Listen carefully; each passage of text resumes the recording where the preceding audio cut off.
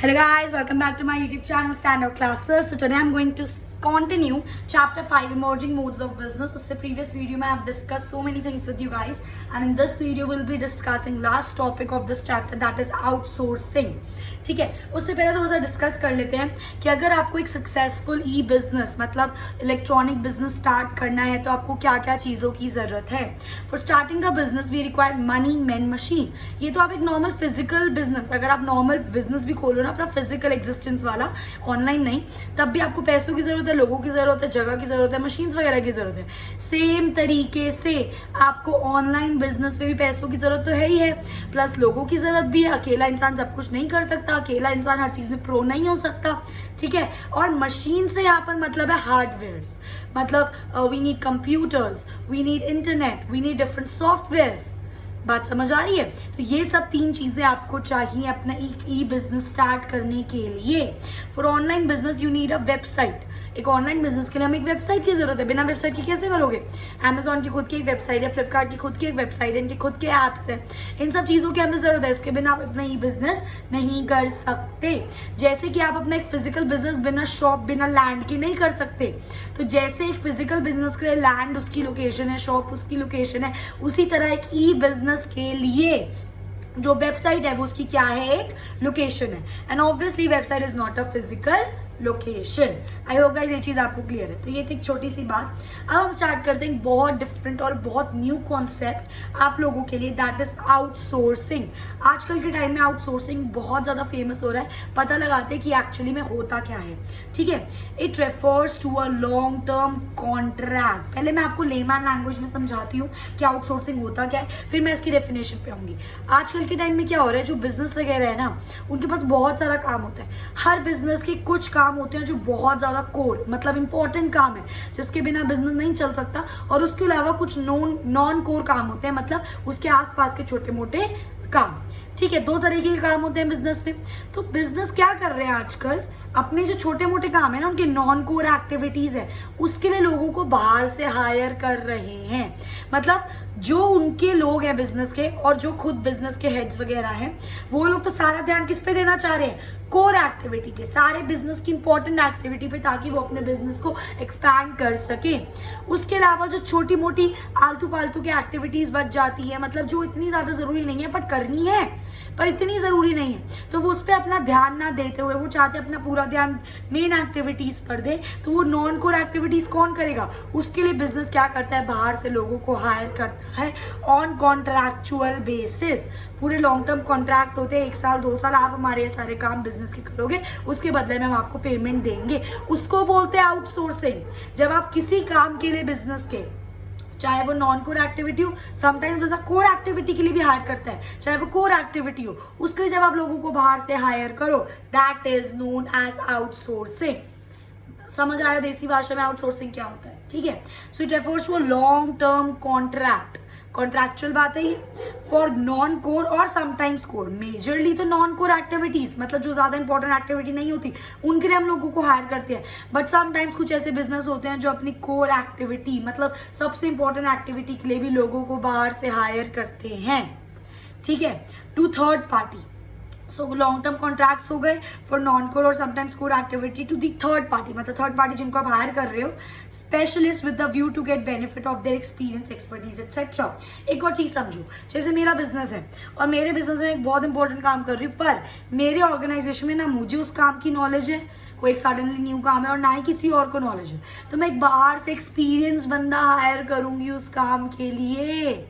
Outsourcing एक तो करी जाती है ताकि आपका काम आसान हो, आपको सारा काम अकेले ना करना पड़े. दूसरा, आउटसोर्सिंग इसलिए करी जाती है कि अगर आपका कोई काम करना है और आपके पास प्रॉपर नॉलेज एक्सपीरियंस नहीं है, पर आपको वो काम बहुत अच्छे तरीके से करना है, तो आप एक बाहर से कोई थर्ड पार्टी हायर करते हो कॉन्ट्रैक्ट के कॉन्ट्रैक्चुअल बेसिस पर, जो बंदा एक्सपीरियंस होता है, जिसको प्रॉपर नॉलेज होती है, ताकि आपका वो काम अच्छे से हो सके. आई मेरी बात समझ? इसको बोलते हैं आउटसोर्सिंग. ठीक है, इसी डेफिनेशन के बेसिस पे हम क्या पढ़ेंगे, फीचर्स ऑफ आउटसोर्सिंग. हमेशा मैंने अपने हर स्टूडेंट को ये चीज़ बोली है कि जो भी फीचर्स होते हैं वो आपके हमेशा डेफिनेशन से निकलते हैं. अगर एग्जाम में भूल जाओ कि क्या क्या फीचर्स है, कोई टेंशन लेने वाली बात नहीं है, डेफिनेशन को ब्रेक कर करके लिख देना. आई मेरी बात समझ? तो पहला फीचर क्या है? Outsourcing involves contracting out. Obvious सी बात है, कोई थर्ड बंदा फ्री में तो काम करने आएगा नहीं, पैसे दोगे और आजकल हर सबको लीगल काम चाहिए, तो कॉन्ट्रैक्चुअल पे कॉन्ट्रैक्ट साइन होता है तब वो लोग आते हैं। ठीक है, so outsourcing means source from outside, जब आप बाहर से किसी को हायर कर रहे हो। इसका एक एग्जाम्पल है सैनिटेशन फैसिलिटी। ठीक है, कोई एक बिजनेस है, फॉर एग्जाम्पल कोई भी आप एक मेजर बिजनेस ले लेते हैं, क्लोथिंग का बिजनेस है। अब क्लोथिंग के बिजनेस में जो मेन काम है, या फिर चलो स्कूल का एग्जाम्पल लेते हैं, स्कूल के बिजनेस में मेन काम क्या है? बच्चों को पढ़ाना, मेन काम, कोर एक्टिविटी वो है। उसके अलावा वहाँ के टॉयलेटरीज हो गए, वहाँ की कैंटीन हो गई, वहाँ के स्टेशनरी शॉप हो गई, वहाँ की यूनिफॉर्म शॉप हो गई, ये सारी चीज़ें क्या है? नॉन कोर एक्टिविटी, क्योंकि स्कूल की कोर एक्टिविटी तो पढ़ाना है ना। बात समझ रहे हो मेरी? ठीक है, तो हो सकता है सैनिटेशन के लिए स्कूल बाहर से लोगों को हायर करे, उसके बाद नहीं है मेड्स, तो उसने कॉन्ट्रैक्चुअल बेसिस पे पर डे या पर मंथ के बेसिस पे बाहर से लोगों को हायर करे, तो वो होता है आउटसोर्सिंग, हमेशा कॉन्ट्रैक्ट के बेसिस पर होती है। आई मेरी बात समझ? उसके बाद आता है आपका generally non core business activities are outsource. जैसा कि मैंने आप लोगों को बताया, मेजरली ज़्यादातर नॉन कोर एक्टिविटीज ऐसी होती हैं जिनको आउटसोर्स बाहर से करा जाता है, कोर एक्टिविटीज को कम से कम करा जाता है। अगर ज़्यादातर आप कोर को भी करने लग जाओगे तो आप बिजनेस में करोगे क्या? ठीक है, हम बेसिकली नॉन कोर एक्टिविटीज को आउटसोर्स क्यों कर रहे हैं? ताकि हम सारा ध्यान अपना कोर एक्टिविटीज पर लगा सके।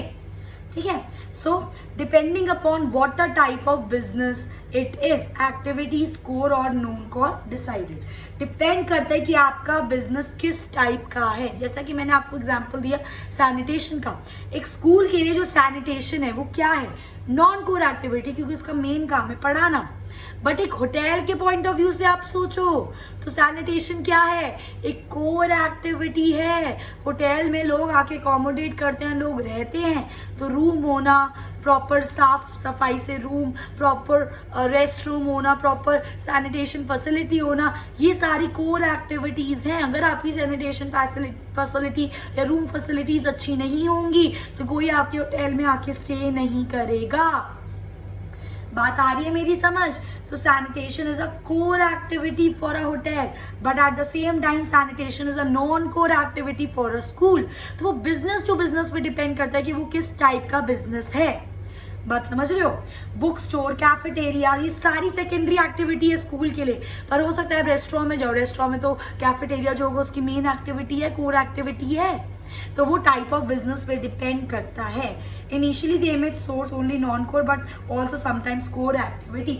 हो सकता है स्टार्टिंग में बिजनेस नॉन कोर एक्टिविटी को ही आउटसोर्स करेगा ताकि वो सारा ध्यान अपनी कोर मेन एक्टिविटीज पर लगा सके, पर एक टाइम ऐसा आता है समटाइम्स बिजनेस जो होते हैं वो अपनी नॉन कोर एक्टिविटीज को भी बाहर से आउटसोर्स करना पसंद करते हैं। इतनी बात क्लियर हुई।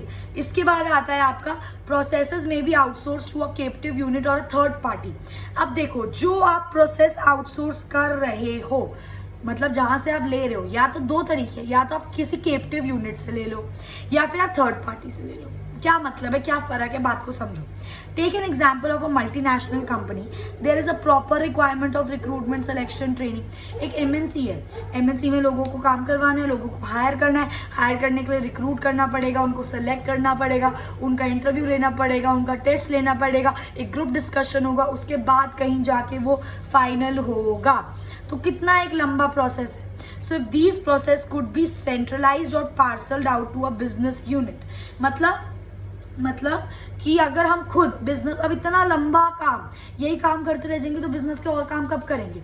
रिक्रूट करना, सेलेक्ट करना, टेस्ट लेना, ट्रेन करना, ग्रुप डिस्कशन कराना, पर्सनल इंटरव्यू लेना, फिर सेलेक्ट करना, इतना भारी भरकम काम अगर हम किसी बाहर एक सेंट्रलाइज बिजनेस यूनिट को दे दूं मैं काम, एक किसी कंपनी, स्पेशली आउटसोर्सिंग कंपनीज होती हैं, पता है आपको, कि मतलब लोगों ने कंपनीज ही खोल रही हैं कि अगर आपको कोई काम हो तो हमसे आकर बात करो, हम आपको ये फैसिलिटी प्रोवाइड करेंगे। That is your outsource services. आपने अर्बन क्लैप वगैरह का नाम आप सुना होगा।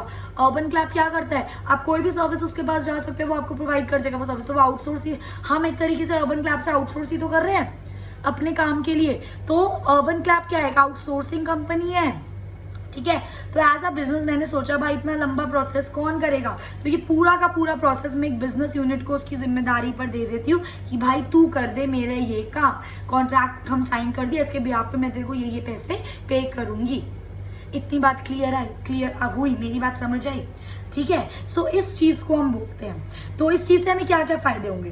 दिस वुड अवॉइड डुप्लीकेशन, कोई डुप्लीकेशन नहीं है, उसकी जिम्मेदारी हमको इंटरफेयर नहीं करेंगे, वो अपने हिसाब से सिस्टमैटिक तरीके में हमारा ये काम कर देगा। सेकेंड, रियलाइजेशन ऑफ एफिशिएंसी, हमने अच्छे से बिल्कुल अपना पैसा अच्छी जगह लगाया। मे भी अगर हम खुद करते वो काम तो कितना मैस होता, टाइम कंज्यूमिंग होता, कितने ज़्यादा पैसे लगते। अभी बस सीधा पैसे दो, काम कराओ, काम खत्म।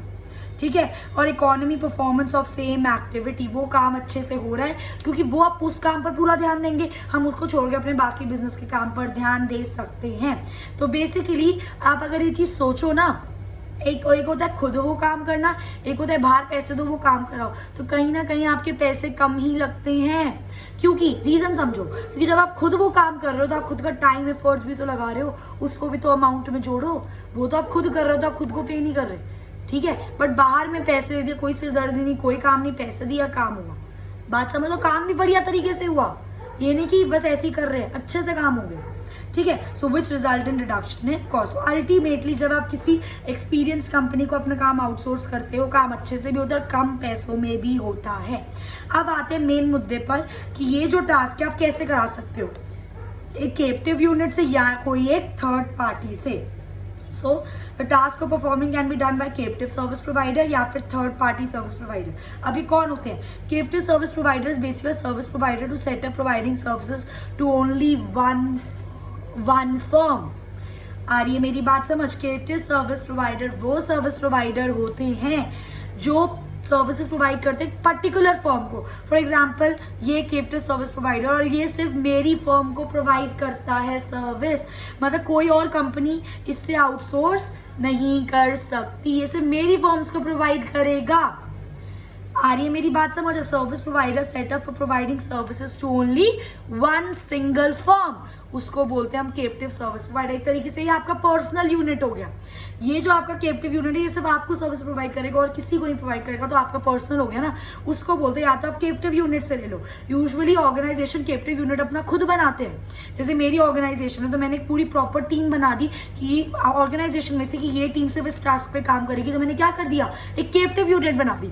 अब मेरी ऑर्गेनाइजेशन की टीम है तो मेरी ऑर्गेनाइजेशन के लिए तो काम करेगी ना बस, और किसी ऑर्गेनाइजेशन का काम तो नहीं करेगी, उसको बोलते हैं कैप्टिव यूनिट प्रोवाइडर। ठीक है, एक होता है थर्ड पार्टी सर्विस प्रोवाइडर, जब आप किसी बाहर वाली कंपनी से ले रहे हो। अब वो कंपनी तो सबको प्रोवाइड करेगी ना, हमारी फर्म कोई खास है, हर फर्म को प्रोवाइड करेगी जहां से उसको अच्छे पैसे मिलेंगे। ठीक है, सो हु ऑपरेट्स इंडिपेंडेंटली, जो इंडिपेंडेंटली अपना मार्केट में अच्छा खासा बिजनेस बनाकर बैठे हैं।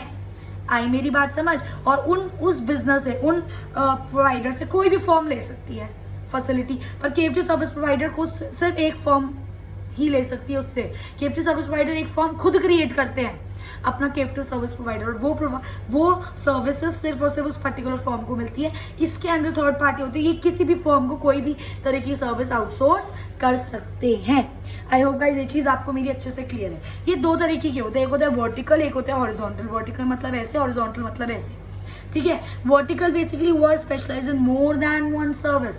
ऐसे थर्ड पार्टी सर्विस प्रोवाइडर होते हैं जो एक से ज़्यादा चीज़ों में स्पेशलाइज्ड होते हैं। और एक होता है आपका हॉरिजॉन्टल, जो सिर्फ देखो ना एक ही लेवल पे, जो सिर्फ एक ही चीज़ में आपको सर्विस प्रोवाइड करने में स्पेशलिस्ट है, उनको बोलते हैं हॉरिजॉन्टल। आई मेरी बात समझ? इसके बाद आपका लास्ट आता है स्कोप ऑफ आउटसोर्सिंग, कि क्या मतलब फ़ायदा है, क्या स्कोप है, कितने एक्सटेंड तक आजकल आउटसोर्सिंग हो रहा है। The term outsourcing has more popularly come to be associated with IT enhance services. आजकल के टाइम में जो IT रिलेटेड सर्विसेज हैं, कंप्यूटर, सॉफ्टवेयर, हार्डवेयर, या फिर जो आपकी BPO है, that is business process outsourcing, call centres वगैरह, यहाँ पर सबसे ज़्यादा आउटसोर्सिंग करी जा रही है। आई होप गाइस ये चीज़ आपको क्लियर है। तो ये था आपका सारा फीचर्स ऑफ आउटसोर्सिंग। एक्चुअली में आउटसोर्सिंग क्या होता है अब तक बिल्कुल अच्छे से समझ आ गया होगा। उसके बाद हमारा नेक्स्ट टॉपिक आता है नीड फॉर आउटसोर्सिंग। हमें आउटसोर्सिंग की ज़रूरत क्यों है? अभी तक आप मुझे सीधा सीधा जवाब दे सकते हो, क्योंकि ताकि हम अपनी मेन एक्टिविटीज़ पर फोकस कर सके, इसलिए हमें आउटसोर्सिंग की ज़रूरत है। या फिर अगर हमें किसी पर्टिकुलर टास्क की अच्छे से नॉलेज नहीं है, हमें एक्सपीरियंस नहीं है, तो हम बाहर से लोगों को आउटसोर्स कर सकते हैं, एक्सपीरियंस लोगों को उस काम को करने के लिए। ठीक है। So today outsourcing is being resorted to not out of compulsion but out of choice. आजकल के टाइम में आउटसोर्सिंग कंपल्सरी नहीं है, बट लोग खुद ऑप्ट कर रहे हैं, क्योंकि हर काम पूरी एक सिंगल ऑर्गेनाइजेशन नहीं कर सकती, या फिर उतने अच्छे तरीके से, उतने एफिशिएंट तरीके से नहीं कर सकती, इसलिए वो लोग बाहर से आउटसोर्स कर रहे हैं। आ रही है मेरी बात समझ? इसके क्या रीजंस है? फोकसिंग ऑफ अटेंशन, जैसा कि मैंने आपको बोला, आप नॉन कोर एक्टिविटीज को बाहर से आउटसोर्स कर लो ताकि आप मेन एक्टिविटीज पर फोकस कर सको, इसलिए लोग आउटसोर्सिंग कर रहे हैं। हम पढ़ रहे हैं कि हमें आउटसोर्सिंग की जरूरत क्यों है, इसलिए हमें जरूरत है। So business wants to focus on few core activities पे उसे फोकस करना है for these their efficiency and want to outsource the remaining activity. वो मेन एक्टिविटी पे फोकस कर रहे हैं ताकि वो काम अच्छे से कर सके, और बाकी एक्टिविटी वो आउटसोर्स कर रहे हैं, ठीक है। नेक्स्ट रीजन है आपका कि हमें क्यों जरूरत है, that is quest for excellence. Outsourcing आपको दो तरीके से फायदा करती है। पहला, business excel in activity which they want to do.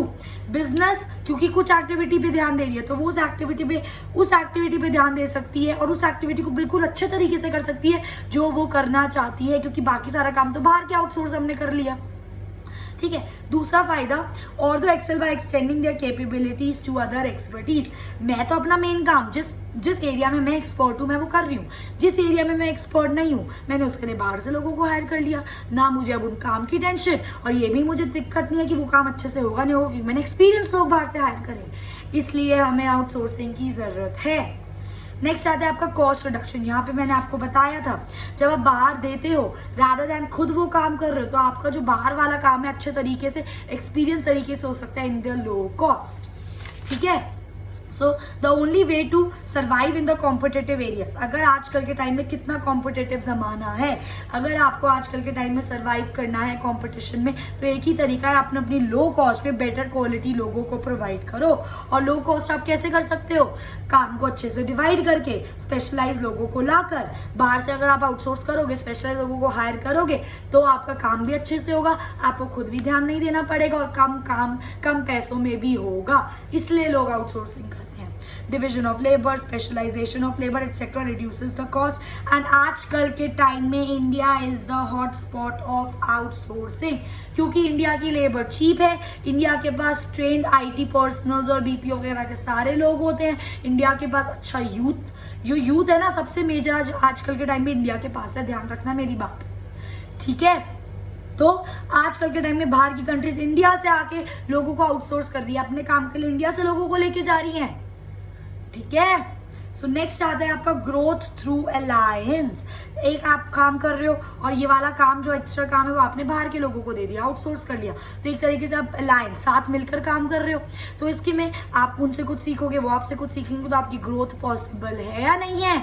बिल्कुल है, ठीक है। If you avail services of others, बाहर से आप ले रहे हो, your investment requirement are reduced. देखो ना, कोर एक्टिविटीज हम कर रहे हैं, नॉन कोर एक्टिविटीज बाहर को दे दी, बाहर से लोगों को आउटसोर्स करा काम करने के लिए, तब उस काम में हमें थोड़ी ना कोई इन्वेस्टमेंट करनी है, हमारा काम तो ये है, हम उनको पैसे दे रहे हैं, वो सारा काम करेंगे उस इन्वेस्टमेंट करके।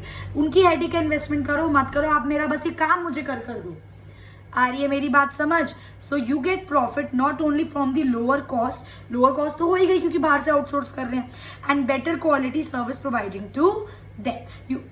आपकी लो कॉस्ट भी हो गई, बेटर क्वालिटी भी मिल रही है, और जो वो आपके पास पैसा इन्वेस्ट कर रहे हैं, आप मिलकर काम कर रहे हो, उसमें आपके पास अपॉर्चुनिटी कि आप अपने बिजनेस को एक्सपैंड कर सको, ठीक है। You can expand rapidly as the same amount of, जो भी अमाउंट फंड आपके पास आ रहा है, it result in creation of large number of benefits to the business. जो भी वो लोग पैसा इन्वेस्ट कर रहे हैं, कहीं ना कहीं आपके बिजनेस में ही तो कर रहे हैं, उस इन्वेस्टमेंट को आप अच्छे तरीके से और यूटिलाइज कर सकते हो टू एक्सपैंड योर बिजनेस।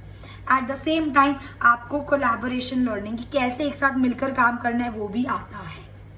आई मेरी बात समझ? और लास्ट जो पॉइंट है कि हमें क्यों चाहिए outsourcing, that is flip to economic development. क्या है? India is the IT sector alone has shown a tremendous growth of entrepreneurship, employment and exports. बार बार बोल रही हूँ, इंडिया में दो मेन सेक्टर हैं, IT का एक सेक्टर है आपका, और दूसरा सेक्टर है आपका BPO का, जहाँ से मैक्सिमम लोगों को आउटसोर्स करा जाता है। बात समझ रहे हो मेरी? ठीक है, तो अब लोग अगर यहाँ पर आके आउटसोर्स करेंगे, बाहर वाली कंपनीज इंडिया से आके लोगों को लेकर जाएगी अपने काम के लिए, तो क्या हमारी इकोनॉमी डेवलप नहीं होगी? क्या हमारी इकोनॉमी में पैसा नहीं आएगा? क्या जो लोग बाहर जाके काम करेंगे उनको पैसा नहीं मिलेगा? क्या वो पैसा फिर बाहर या इंडिया में खर्च नहीं करेंगे? तो बेसिकली लोगों को जॉब अपॉर्चुनिटीज मिल रही हैं, क्योंकि आजकल के टाइम में इंडिया से सबसे ज़्यादा लोगों को आउटसोर्स करा जाता है, इंडिया से सबसे ज़्यादा लोगों को बाहर लेकर जाया जाता है काम के लिए, क्योंकि यहाँ की लेबर चीप है। हमारे जो IT एक्सपर्ट्स हैं वो बहुत अच्छे हैं। ठीक है, यहाँ पे एम्प्लॉयमेंट क्रिएट हो रही है, तो बेसिकली एक तरीके से पैसा आ रहा है हमारी इकोनॉमी में, लोगों को जॉब मिल रही है, तो इकोनॉमी डेवलप तो होगी ही होगी। आई मेरी बात समझ? तो ये सारे रीजंस है जिनके लिए हमें आउटसोर्सिंग की जरूरत है। उसके बाद आता है आपका last topic of this chapter, that is concerns over outsourcing. आप आउटसोर्सिंग तो कर रहे हो, पर उससे रिलेटेड कुछ प्रॉब्लम्स है। वो क्या प्रॉब्लम्स है? ध्यान से, कॉन्फिडेंशियलिटी। जब आप कोई बिजनेस पे कोर एक्टिविटी पे ध्यान दे रहे हो, बाकी नॉन कोर एक्टिविटी आप बाहर से आउटसोर्स कर रहे हो, या फिर समटाइम्स आप कोर एक्टिविटी भी बाहर से आउटसोर्स कर रहे हो, तो आपको अपनी इन्फॉर्मेशन बाहर वाले लोगों को देनी पड़ेगी, तभी तो वो काम करेंगे। बिना इन्फॉर्मेशन के वो काम कैसे करेंगे? तो कुछ ऐसी कॉन्फिडेंशियल इन्फॉर्मेशन होती है जो हमें देनी पड़ती है। हो सकता है वो बाहर वाला बंदा हमारे कॉम्पिटिटर को जाके बता दे, तो अगेन वो चीज़ बैकफायर हो जाएगी और आपके लिए गलत और आपके लिए प्रॉब्लम क्रिएट कर सकती है। ठीक है, so outsourcing involve sharing lots of information and knowledge. बहुत सारी इन्फॉर्मेशन नॉलेज बिजनेस की आपको बाहर वाले लोगों को देनी पड़ती है, जो बाहर वाले लोग कॉम्पिटिटर्स को प्रोवाइड कर सकते हैं वो इन्फॉर्मेशन, और अल्टीमेटली आपके बिजनेस को हार्म करेगा। आई मेरी बात समझ? नेक्स्ट आता है आपका sweat shopping, another very important thing कि ये एक्चुअली में होता क्या, what is sweat shopping? Through outsourcing firm wants to get maximum benefit at the low cost. हम लोग आउटसोर्सिंग क्यों कर रहे हैं? ताकि हम लोग अपना सारा काम, बर्डन कम हो हमारा, बाहर से काम एफिशिएंटली तरीके से होगा और हमको उसमें ज़्यादा पैसे भी नहीं देने पड़ेंगे। Work which is outsource does not build the competency and capability, it is doing skills rather than thinking skills. बात को समझो कि हम बाहर से काम करवा रहे हैं, बिल्कुल करवा रहे हैं ताकि काम सस्ते में हो जाए, अच्छे से काम हो जाए, पर जब बाहर वाले लोग आके हमारा काम कर रहे हैं तो उसमें हमारे स्किल्स डेवलप नहीं हो रहे, हमारे कोई कॉम्पिटेंसी नहीं बढ़ रही, हमारी कोई पर्सनल ग्रोथ नहीं हो रही। ठीक है, इसलिए यहाँ पे लिखा है वर्क विच इज आउटसोर्स। कोई आपकी कॉम्पिटेंसी, कोई कैपेबिलिटी बेटर नहीं कर रहा, क्योंकि आप खुद अगर जितना बेटर काम करोगे उतना ज़्यादा आप चीज़ों को सीखोगे, पर अगर आप काम बाहर वालों से कराओगे तो आपकी कैसी कैपेबिलिटी और कॉम्पिटेंसी बेटर हो रही है? बात समझ रहे हो? So it is doing skills rather than thinking skills. आप जो करवा रहे हो आपका उसके अंदर कोई फायदा नहीं हो रहा, आपकी कोई कॉम्पिटेंसी, कोई स्किल्स उसके अंदर डेवलप नहीं हो रहा, इसलिए डूइंग स्किल्स तो सही है, बट आपकी कोई थिंकिंग स्किल्स, क्योंकि आप दिमाग से कुछ काम नहीं कर रहे हो, आपकी कोई पर्सन उसके अंदर ग्रोथ नहीं हो रही, that is known as sweat shopping. आई मेरी बात समझ? लास्ट दो दिक्कतें जो है इसके बाद वो है एथिकल कंसर्न। बाहर वाली कंट्री क्या करती हैं, जैसा कि मैंने अभी आपको बताया, इंडिया से आगे लोगों को लेकर जाती हैं। इंडिया में क्योंकि चाइल्ड लेबर है, इंडिया में वुमेन काम कर रही हैं, इंडिया में लेबर सस्ती है, तो क्या ये चीज़ बाहर के पॉइंट ऑफ व्यू से एथिकल है? एथिकल मतलब क्या ये वैल्यूएबल चीज़ है कि आप जानबूझ के इंडिया से लोगों को लेकर जा रहे हो ताकि आपको सस्ती लेबर मिले, आप बाहर जाके बच्चों से काम करा रहे हो, आप बाहर जाके लेडीज से काम करा रहे हो? क्या ये चीज़ एथिकल है? बिल्कुल नहीं। एथिकल मतलब क्या ये चीज़ सही है? क्या ऐसा होना चाहिए? बिल्कुल नहीं होना चाहिए। एट द सेम टाइम कुछ कंट्रीज उन कंट्रीज से लोगों को आउटसोर्स करती है, काम करने के लिए उठाती है जहाँ पे वेज डिस्क्रिमिनेशन है। वेज डिस्क्रिमिनेशन मतलब जहाँ पे लोगों को इक्वल वेजेस नहीं मिल रही, उस चीज़ का वो लोग फ़ायदा उठाते हैं। इंडिया से लोग लेके जाते हैं क्योंकि चाइल्ड लेबर है, सस्ती लेबर मिलती है वहाँ पर, इस चीज़ का लोग फ़ायदा उठाते हैं। क्या फ़ायदा उठाना सही बात है? क्या ये चीज़ एथिकल है? क्या ये चीज़ सही है? नहीं। अगेन आउटसोर्सिंग के अंदर ऐसा होता है। आई बात समझ? इसलिए लिखा है getting work done from countries where there is child labour like India, और where there is wage discrimination like backward countries. आ रही है मेरी बात समझ? और लास्ट दिक्कत आती है इसकी, resentment in the home countries. सबसे मेजर दिक्कत, इंडिया में से अगर बाहर वाली कंट्री लोग ले जाएगी, भाई इंडिया का काम कौन करेगा? इंडिया में भी तो लोगों की जरूरत है। बात समझ रहे हो? नहीं आ रही समझ? लोगों को आप ले गए बाहर, आपकी कंट्री के लिए हमारे लोग काम कर रहे हैं, भाई हमारी कंट्री में कौन काम करेगा? ठीक है। So through contracting we are providing out jobs, हम कॉन्ट्रैक्टिंग कर रहे हैं। अच्छा ठीक है, एक तो ये हो गया। और ऐसे भी हो सकता है कि हम जब बाहर से लोगों को हायर कर रहे हैं, हम बाहर से हो सकता है हम किसी और कंट्री से लोगों को हायर कर रहे हैं, भाई अपने लोग भी तो जॉबलेस बैठे हैं, अपनी इंडिया में भी तो कितनी अनएम्प्लॉयमेंट है, बाहर से लोगों को आउटसोर्स करने लग जाओगे तो उनको कितनी प्रॉब्लम क्रिएट होगी। पहले अपने लोगों को जॉब दो, बट ऐसा नहीं होता, अगेन आउटसोर्स ये प्रॉब्लम क्रिएट करती है। आई मेरी बात समझ। दिस का result in problem of jobs in the home country. बाहर से लोगों को जॉब देने लग जाओगे तो हमारे लोगों को जिनको जॉब चाहिए उनके लिए जॉब प्रॉब्लम क्रिएट हो जाएगी।